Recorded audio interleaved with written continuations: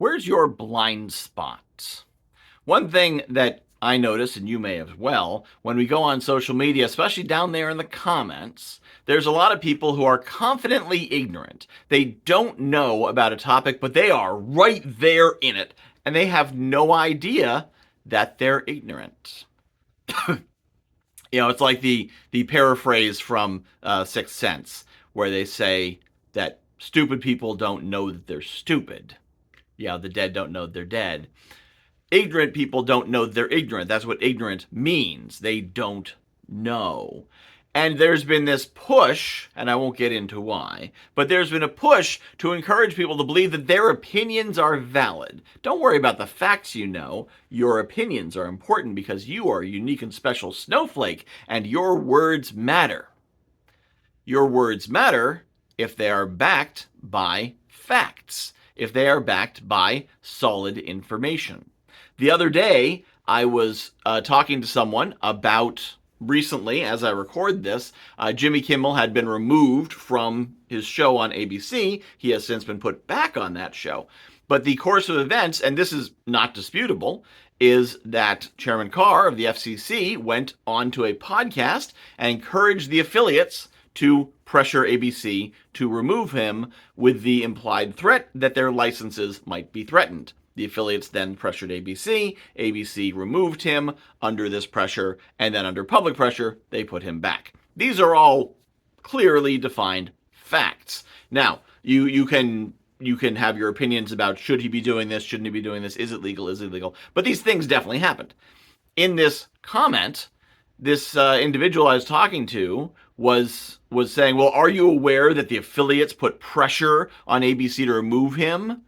And I replied with, yes, I'm aware of that. I'm also aware that the affiliates are two companies that have been continuously abusing the rules to accumulate more and more and more and more stations, and that the reason they did so was because the chairman of the FCC put pressure on them and implied a threat towards them. And he said, well, I don't know anything about what the FCC did, but, and I said, whoa. This is the conversation we're having, is about what the chairman of the FCC did. This would be like showing up to a conversation about a baseball game last night without having seen the baseball game and without even knowing who played in the baseball game. If I'm talking about how the game went and I said, well, yeah, the Red Sox had a really good hit, but the Yankees, they had some really good defensive plays, and you're walking in there saying, well, I love the Mets. The Mets are an amazing team, and this player is so good, and this player, I'm like, great, yeah, that's not what we're talking about. Well, what, my opinion doesn't matter? No. In a discussion about the Yankees-Red Sox game last night, your opinion about the Mets doesn't matter. Same thing here. When we're talking about if it was appropriate or not for the chairman of the FCC to apply pressure like that, if you don't know what the chairman of the FCC did, your opinion doesn't matter. You didn't see the game. You can't talk about how it went. So I encourage you to consider your own blind spots, because you hear that story and you're like, oh man, what an idiot that guy was, jumping into a conversation he didn't know anything about. However, it is possible you have done the same thing. It is definite that I have done the same thing. Now, when I do so and someone calls me out, I will not double down. I back up and say, oh, shoot, sorry, let me go look into that. Let me get that information.